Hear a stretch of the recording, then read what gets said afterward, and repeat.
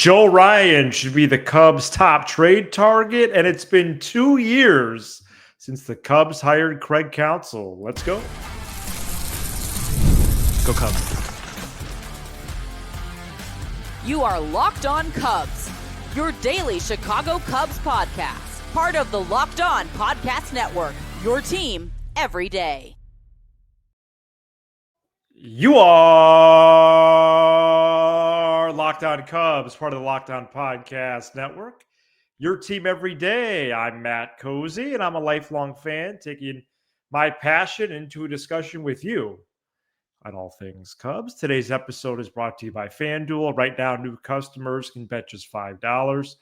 And if your bet wins, they'll get $300 in bonus bets to use across the app. Download the FanDuel app today.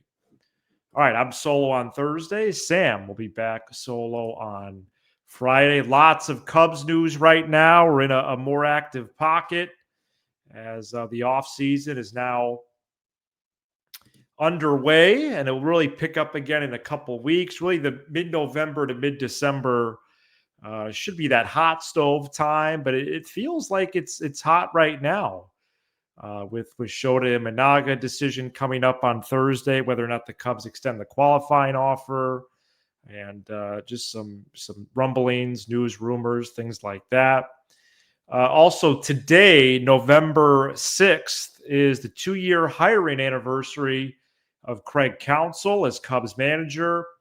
Third segment today, we replay the first segment from the day David Ross was fired and Counsell was hired. Before that, I'll do some reflecting on Counsell's first 2 years, and we start with the Cubs' quest to find a front of the rotation starting pitcher this offseason, especially in wake of their decision on Shota earlier this week, declining the club option, and he declined his own player option. Cubs can still bring him back on the qualifying offer, or if they work something out shorter term beyond that, just throughout the offseason. The Cubs will certainly be in the starting pitcher market, but the signs right now, early signs, albeit, point to them being active in the trade market. And if they are, I believe Joe Ryan should be the top target. Joe Ryan just completed his 5th season with the Twins, this year posting a 3.42 ERA, 1.04 whip, 194 strikeouts, and 171 innings. He was named an All-Star. He should be in the top 5 in the AL Cy Young voting when that gets released next week. This is all according to StatCast. These next few tidbits: average fastball velo 94. I thought it was a little bit higher than that, but that's what StatCast has him at. He was very, very fastball heavy this year, over 50% usage, and then a pretty even distribution of pitches after that with the sweeper, splitter, sinker, and slider. So a 5-pitch guy, struck out a impressive 28% of hitters and walked only 6%. Twins traded 11 players, if you recall that, at the trade deadline, but Joe Ryan wasn't one of them. He was available, and he reportedly will be again this offseason. The price will be unsurprisingly high, maybe a little similar to Kyle Tucker last offseason when the Cubs made that big splash. But, really it's not similar because Ryan is under control for not 1 but 2 more years. So he's not entering a walk year. He's under team control through 26 and 27. And his arbitration projection is only $5.8 million, which for an all-star caliber pitcher is a great price. I don't know how else to put that. It's really a steal. There is some nuggets of information from Wednesday. ESPN.com put out several pieces on Wednesday that could be worth your time. I know it was for me.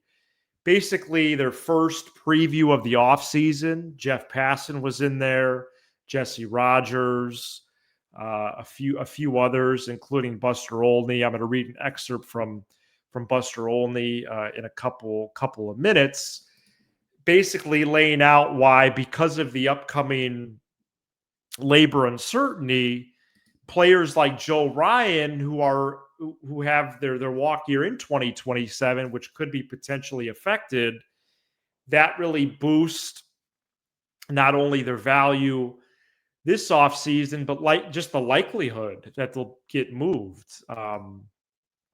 So we'll get to that in a couple of minutes.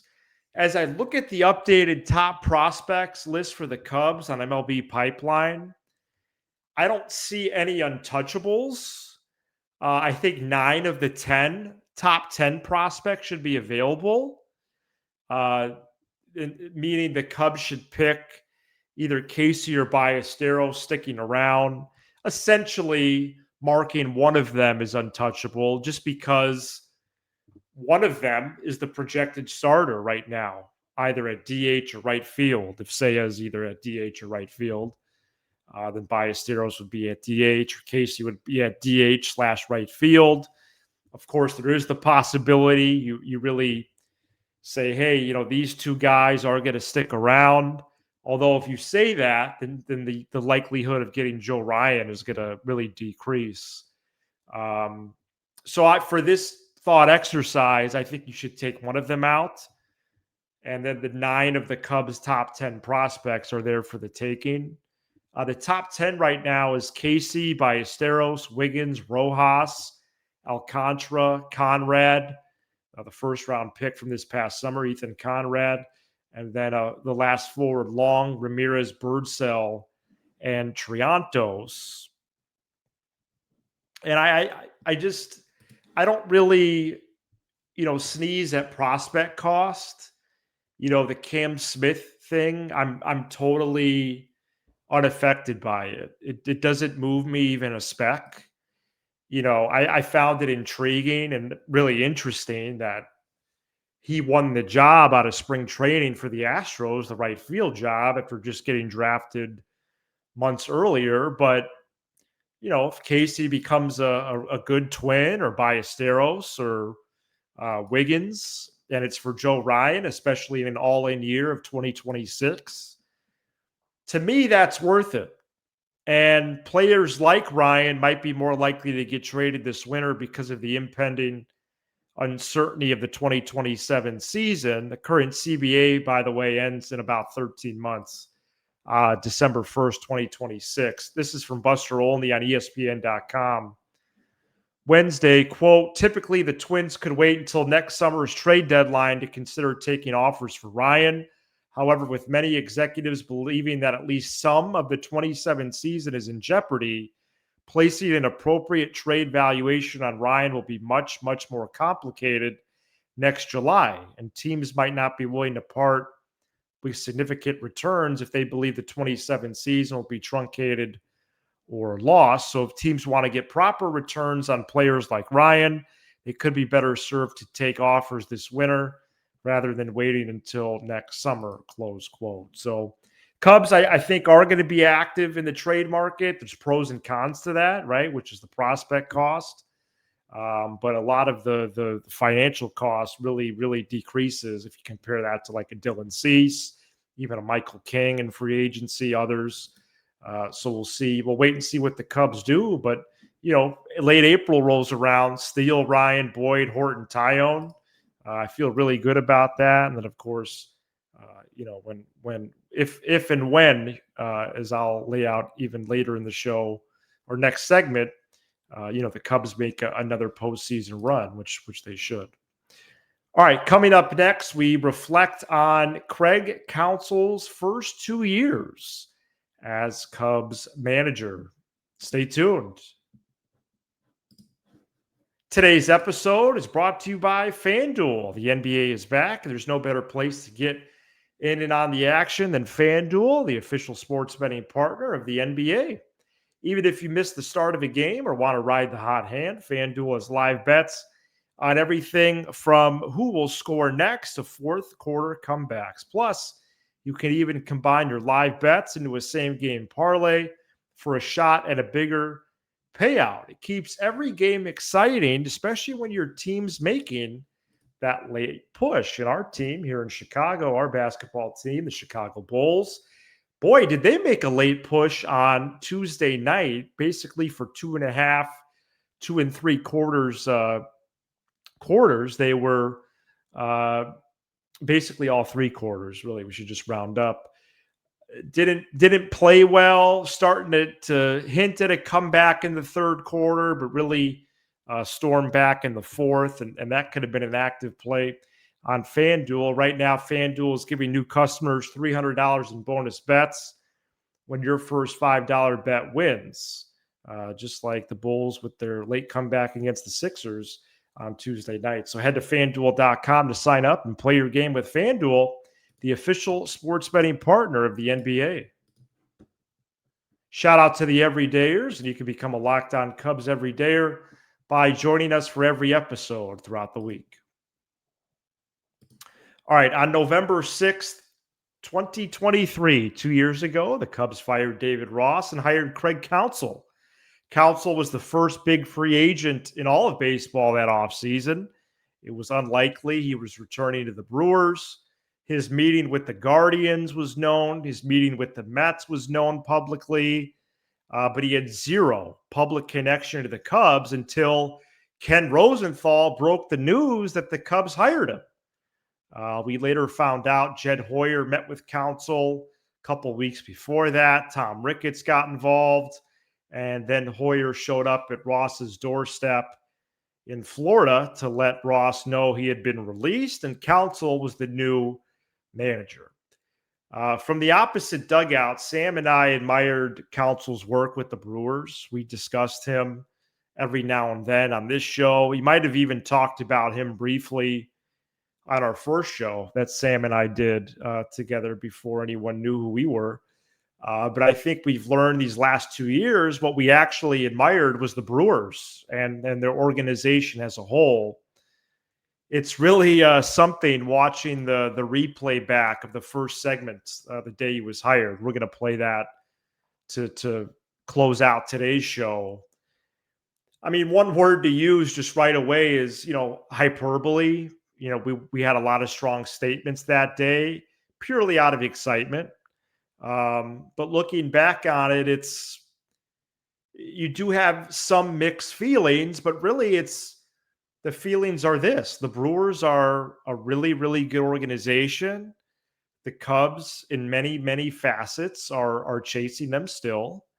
And the Brewers have owned the NL Central, and we learned pretty quickly after the Cubs snagged their manager that the manager, was only a part of the list, and that the list is pretty long for why they've owned the NL Central the last several years, including being the first team to clinch each of the last two and leading baseball in wins this season.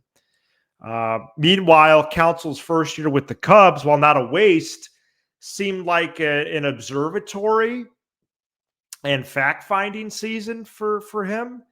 He pretty much admitted that in the final week of the 24 season during the press conference. It was during that same press conference that Counsell had that big quote of the Cubs' goal should be to build 90 plus win teams. And in his second year, they did.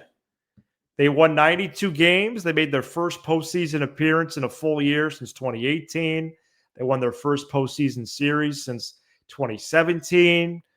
It's clear that Counsell has exerted his influence with this roster. Shoot, he might have even had influence over the Imanaga decision, club option and/or the qualifying offer. He's clearly had a voice in the room, I would say, especially with pitching and the bullpen, with Hoyer, with Carter Hawkins in the front office, taking stock of the players. The players respect Counsell. Many of them are on record. They appreciate his evenness, right? His even keel nature, that he keeps it, at the same line pretty much all year. In terms of how he's handled each part of the team, or even just thinking about it from an offensive and pitching perspective, I think he's had mostly an easy job handling the offense. When I reflected on this today, I'll admit I did. I think I've done maybe too much questioning of the lineup. That's part of the fun, though, of baseball discussion, and realizing that the sport, is entertainment, it's escapism, it's a daily sport. So we should be posing daily questions. Like that's part of the fun. But to use Hoyer's term from a couple weeks ago, in totality, we probably do a little too much of that, right? The lineup was easy to write the last 2 years. And especially if you use the playoffs as an example, and why wouldn't you? The last 2 years, and maybe you could poke at, this being an indictment of the bench and that it's been weak 2 years in a row, but they've had 9 clear regulars, and that's who played. Just rolled with the 9 guys. This year, they didn't seem to run out of gas at all, like they may have in 24. They all were very healthy despite a lot of them playing 150 plus games. So that's offensively. I think we really got a feel for how Counsell handles pitching this year, and it was magnified in the playoffs. Both the regular season and the playoffs, he handled the pitching well. This was something that you'll actually hear about next segment from 2 years ago. Sam mentioning how Counsell doesn't chase wins in the regular season. And that's come to fruition 100%. Like he just doesn't do it. And I need to dig a little deeper on this, but is it worth doing? Right? I do think you need to stack wins when possible, like that 21 game stretch in May this past season when they went 16-5. But chasing a single win out of 162 might not be worth it to them based on the numbers in front of them, or based on feel, or based on both. So I think that part's been proven true. Counsell doesn't chase regular season wins for the most part. In the playoffs, it's all about chasing wins. And then I would say it's even more paramount in the wild card because you only need to win 2 games to advance. And we saw that. Counsell chased wins from the first inning, whether it was with an opener, whether it was going to the bullpen in the 4th inning. And I look forward to how that evolves, maybe in the regular season, but definitely in the playoffs in 2026, if and when the Cubs end up there, and they should. But even just considering the final 4 teams, Brewers, Dodgers, Mariners, Blue Jays, I thought Counsell's usage of pitchers, especially the bullpen, it held up. He did better than the Mariners for sure with that. The Brewers against the Dodgers, a tough task. Did Counsell manage his pen better than John Schneider with the Blue Jays? Maybe. So yeah, I think that there's a lot to be learned here, but yeah, it's hard to believe it's been 2 years, and we're going to end the show right here. This is Locked On Cubs, part of the Locked On Podcast Network, your team every day. To close out today, we have the first segment from the day David Ross was fired and Craig Counsell was hired, November 6th, 2023. And thank you so much for listening. Sam will be back on Friday. And let's get to the flashback from Craig Counsell's hiring right after this. Today's episode is brought to you by Prize Picks. You and I make decisions every day. But on Prize Picks, being right can get you paid. Don't miss any of the excitement of this sports season. Whether you're following the NFL, NBA, or both, there's no better place to jump in on the action. If you haven't tried it yet, Prize Picks is the simplest way to play. Just pick more or less on at least 2 player stats, and if you get them right, you win. It takes less than 60 seconds to make your lineup, and you can play anywhere Prize Picks operates, including California, Texas, and Georgia. You got to use Prize Picks for Bears Giants, noon Central this Sunday. You could pick more on Caleb Williams yards. You could pick more on Kyle Monangai touchdowns, and so on. Download the Prize Picks app today and use code LOCKEDONMLB to get $50 in lineups after you play your first $5 lineup. That's code LOCKEDONMLB for $50 in lineups after your first $5 lineup. Prize Picks, it's good to be right.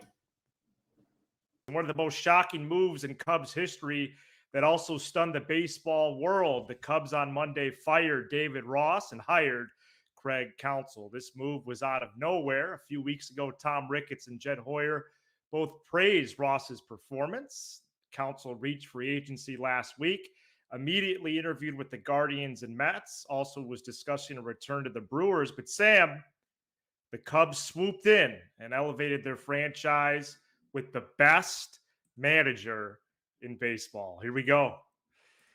Matt, there's so much to say, and after I talk, you're going to talk about, this is not going to be our only show today. We're going to do a lot of stuff with the listeners.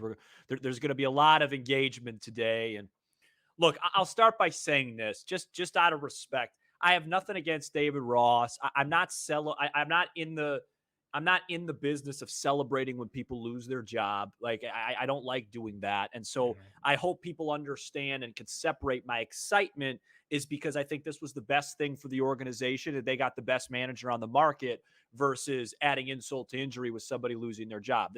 Our job is to talk about and say how we feel and what's best for this team to win games. And that's our job. So, and we'll talk about Ross a little later on, but let's talk about what just happened. Matt, it is November 6th, 2023 at 3:31 p.m. Central Time, and the Chicago Cubs have just become serious contenders. They are serious. It is real. It is a real thing, okay? And I am not in the business as well of trying to say, hey, I told you so. But you know this better than anybody because we've had so many conversations off the air before we had a show. I did not think that this specific manager, David Ross, was the answer and could seriously win a World Series.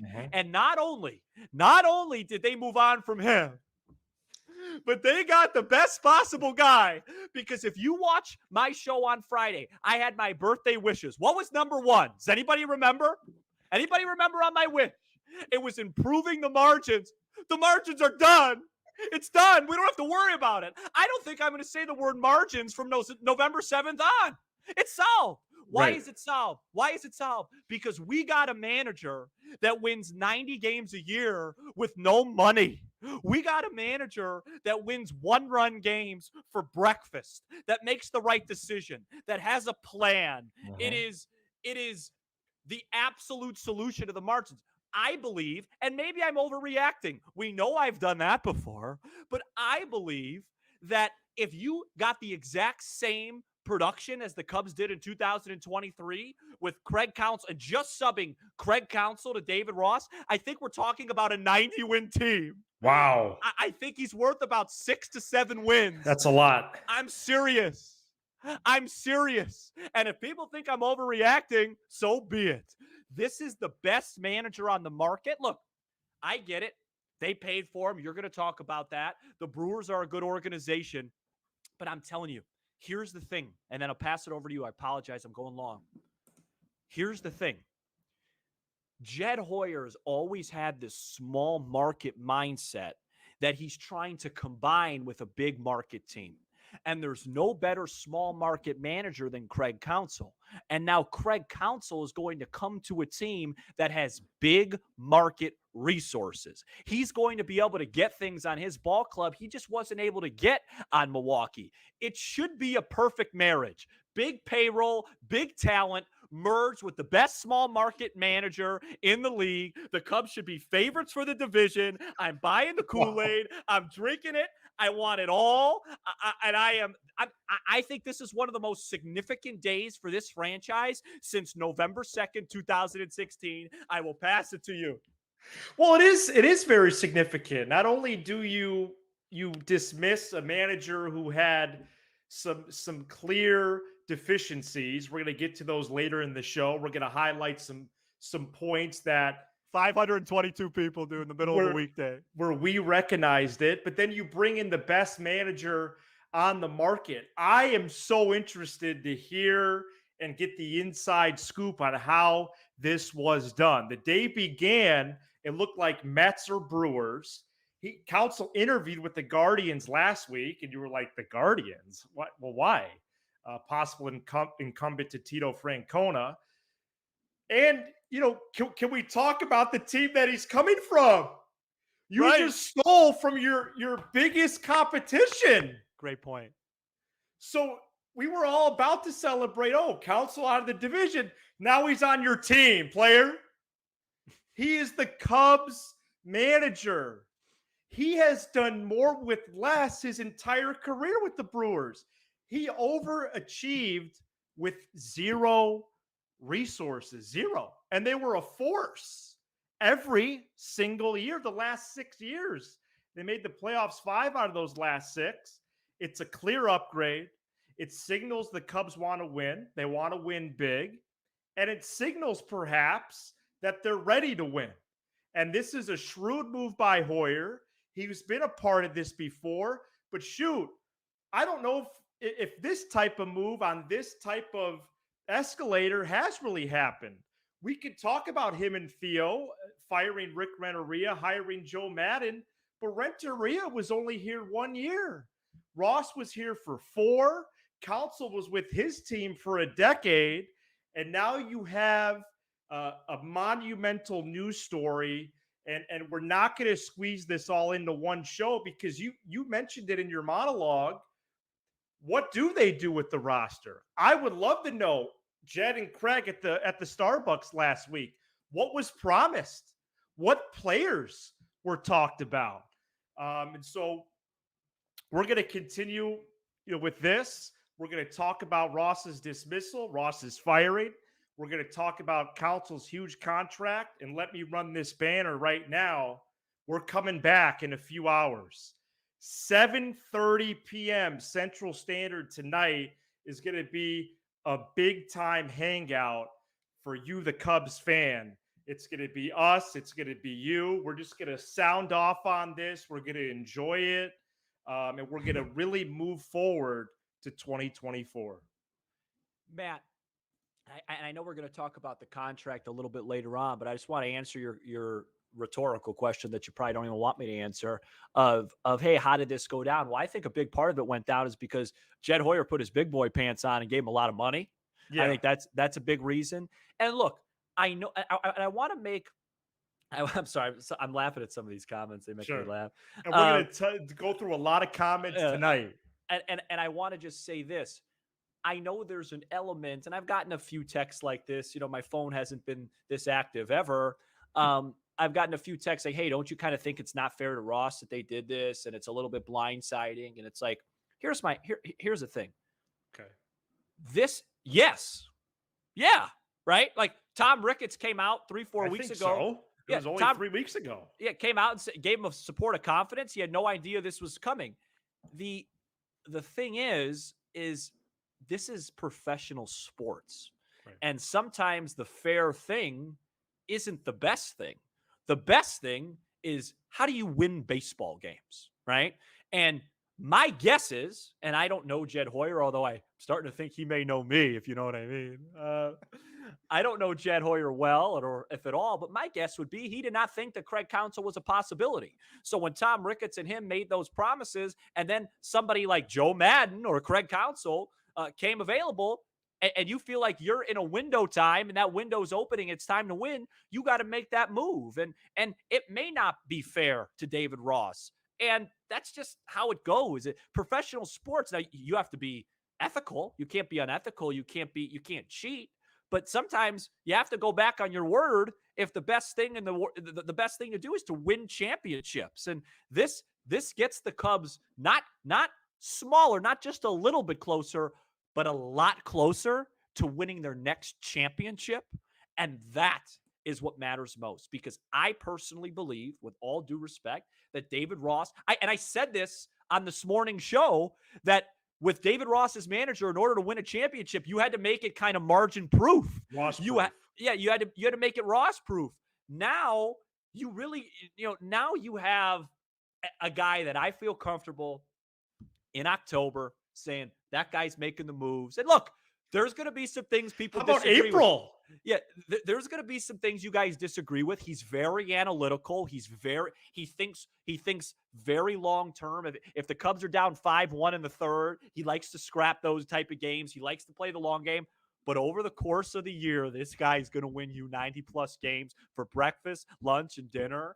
And I'm telling you, this is probably the happiest show we've ever done, including some of the walk-off wins, because I just feel like now we have a real chance to be a world champion.